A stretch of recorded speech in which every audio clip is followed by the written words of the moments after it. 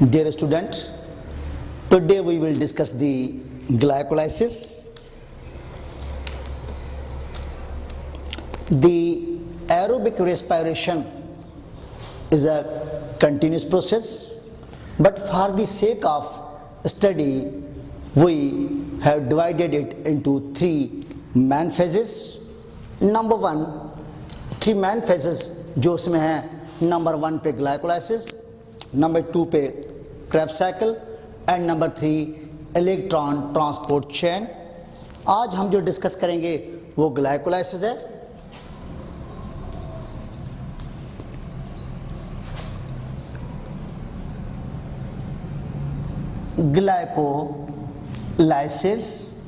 Glycolysis Greek word है.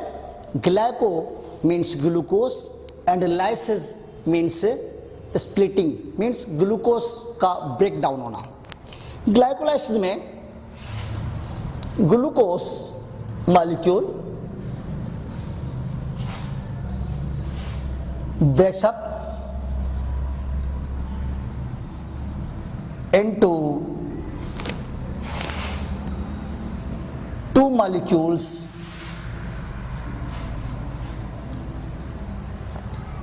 of pyruvic acid. Suppose ये cell है. इस सेल में this is a nucleus, mitochondria और ये सेल का साइटोप्लाज्म है. तो साइटोप्लाज्म में यहां पर ये ग्लूकोज का मॉलिक्यूल है,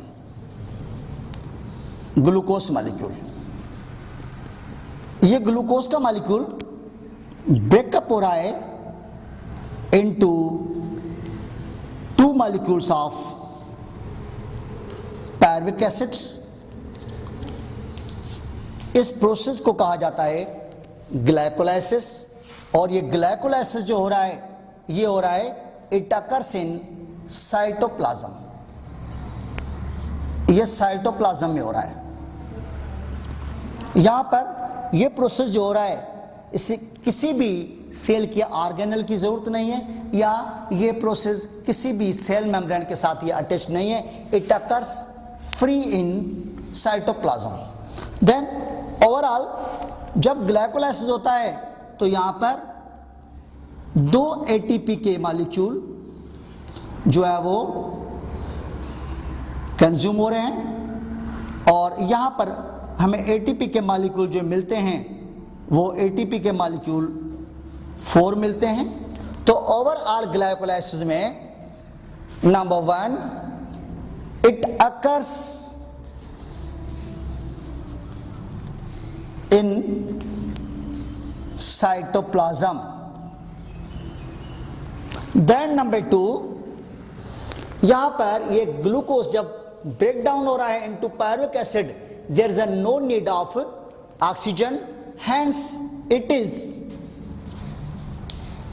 एन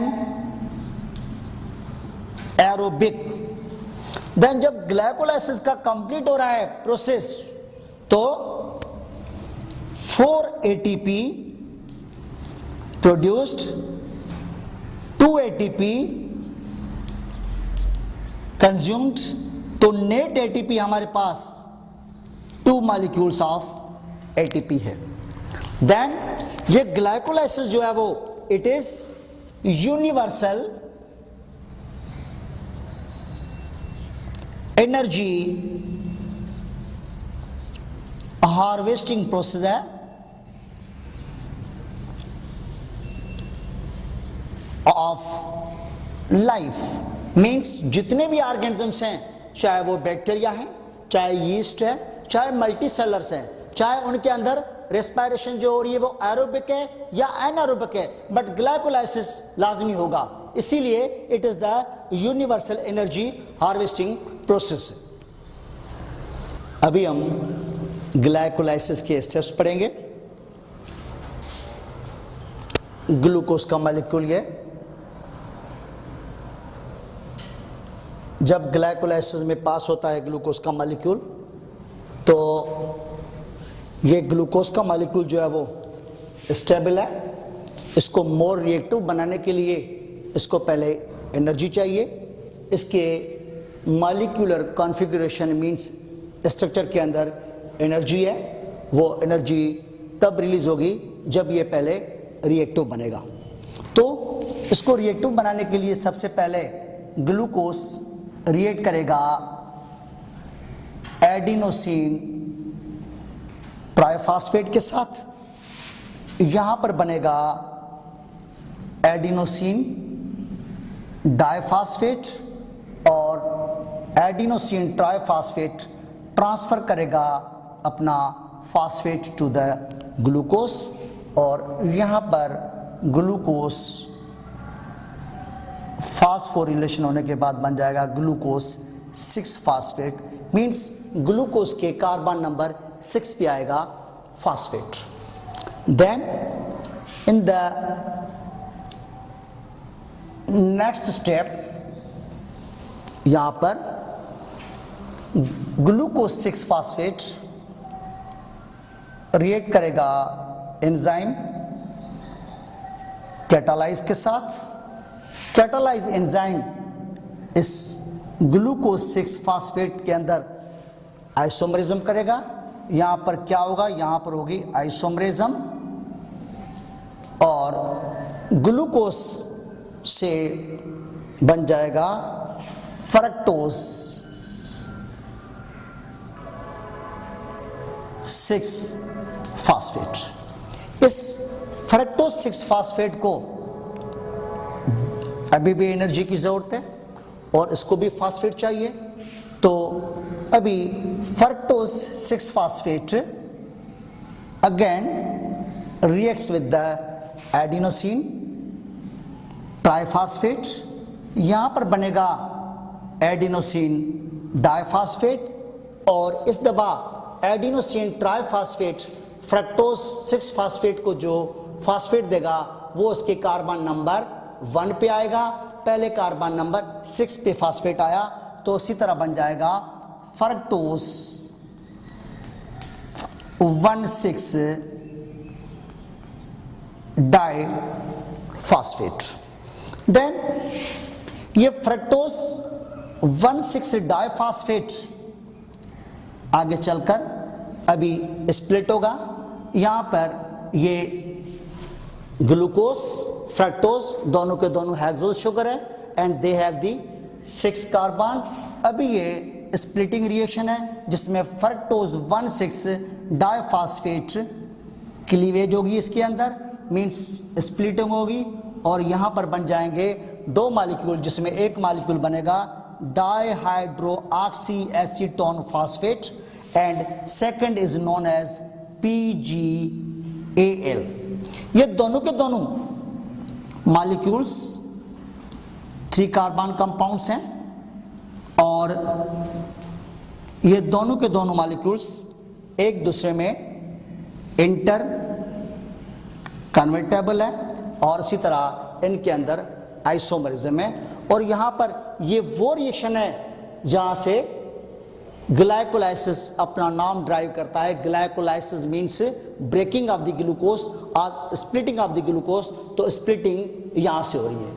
अभी तक ये जो कुछ रिएक्शन हुआ है ये यहां पर फास्फोरिलेशन है, क्योंकि फास्फेट ऐड हुआ है, और यहां 2 मॉलिक्यूल्स ATP के कंज्यूम हुए हैं, तो ये फेज जो है ये कहलाता है energy investing phase.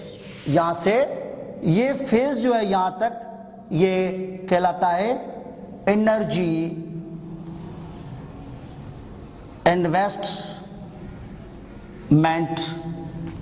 Phase, because अभी तक एनर्जी इन्वेस्ट हुई है, कोई एनर्जी प्रोड्यूस नहीं हुई है, और यहां पर ये फास्फेट का एडिशन हुआ है, हैंस नोन एज फास्फोरिलेशन। अभी जरा हम टच करेंगे टेक्स्ट बुक के पेज नंबर 260 पे। 260 पे ग्लाइकोलाइसिस यहां से हम देख रहे हैं, The first step in the glycolysis is the transfer of the phosphate group from ATP to number 6 carbon of the glucose. ATP transfer कर रहा है फॉस्फेट टू ग्लूकोज इसके कार्बन नंबर 6 पे, और यहां पर प्रोड्यूस हो रहा है एडिनोसिन डाइफॉस्फेट और glucose 6 phosphate. Adenosine diphosphate and glucose 6-phosphate are formed. After an enzyme catalyze, the conversion of glucose 6-phosphate to its isomer fructose 6-phosphate. यहाँ पर catalyze enzyme रिएक्शन कर रहा है और या स्पीड अप कर रहा है केमिकल रिएक्शन को, और आइसोमरिज्म हो रही है. ग्लूकोज 6-phosphate से कन्वर्ट हो रहा है यहां पर फ्रक्टोज 6-phosphate में. देन एन अदर मॉलिक्यूल, उसके बाद another molecule is invested which transfers its phosphate group this time to carbon number 1 of fructose 6-phosphate forming fructose 1,6 diphosphate and ATP. अभी इसके बाद दोबारा ATP रिएक्ट कर रहा है और इस टाइम ये ATP फॉस्फेट दे रहा है फ्रक्टोज के कार्बन नंबर 1 पे, और इसी तरह यहां पर बन रहा है fructose 1,6 diphosphate. Then these reactions are known as phosphorylation. यहां से लेकर यहां तक ये रिएक्शन है, इनमें फॉस्फेट ऐड हुआ है, इसीलिए ये रिएक्शंस कहलाते हैं फास्फोरिलेशंस, because phosphate groups are added to glucose and fructose molecule. The next step in the glycolysis is enzymatic splitting of the fructose 1,6 diphosphate into 2 fragments. उसके बाद वाला जो है उसमें ये स्प्लिटिंग हो रही है fructose 1,6 diphosphate into 2 molecules of the 3 carbon compounds. 2 molecules. Each of these 2 molecules contain 3 carbon atoms. One is called phosphoglyceraldehyde PGAL. एक molecule PGAL phosphoglyceraldehyde, and other is called dihydroxyacetone phosphate. Dihydroxyacetone phosphate. These 2 sugar molecules are isomers to each other and are interconvertible. ये दोनों के दोनों molecules एक दूसरे के अंदर interconvertible है.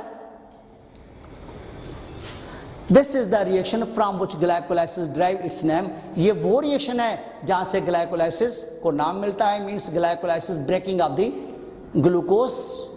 Normally both these molecules are converted into pyruvic acid through the subsequent enzymatic control reactions. ये दोनों के दोनों मॉलिक्यूल्स आगे कन्वर्ट होते हैं इनटू पायरुविक एसिड के मॉलिक्यूल्स में.